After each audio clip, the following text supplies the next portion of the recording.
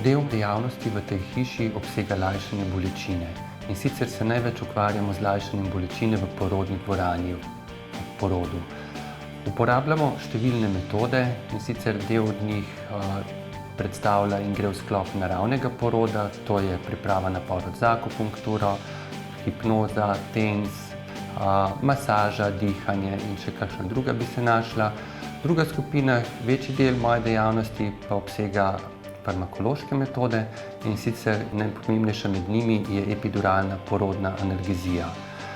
Drug del pa so še lajšanje bolečine z opiati, kjer imamo tudi na razpolago več možnosti. Epiduralna porodna analgezija predstavlja standard v lajšanju porodne bolečine. Njen cilj je, da bolečino med porodom praktično ali popolnoma odpravimo. Zakaj gre? Epiduralni kateter je tanka cevka in to potem po posebni sterilni metodi vstavimo v ledvenem predelu nad trdo možgansko ovojnico, na kar po tej cevki apliciramo zdravila, ki povzročijo lajšanje bolečine.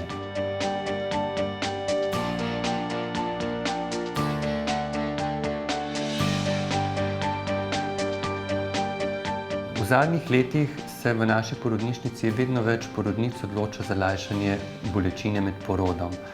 Trenutno se približno 30 do 40% porodnic odloča za uporabo epiduralne porodne analgezije, pretežni del ostalih pa se še vedno odloča za naravni porod. Vse informacije v zvezi z možnostmi lajšanja bolečine lahko prejmete ali na predavanjih, ki jih izvajamo delno v okviru šole za starše, ki poteka v naši porodnišnici, ali pa tudi izven te šole in individualno ob razgovorih z anesteziologom, ki je prisoten pri nas vedno v hiši. Informacije so na razpolago tudi na spletu, nekaj na naši spletni strani v okviru izobraževalnih oddaj, nekaj pa tudi na spletnih straneh drugih tujih združenj za lajšanje porodne bolečine.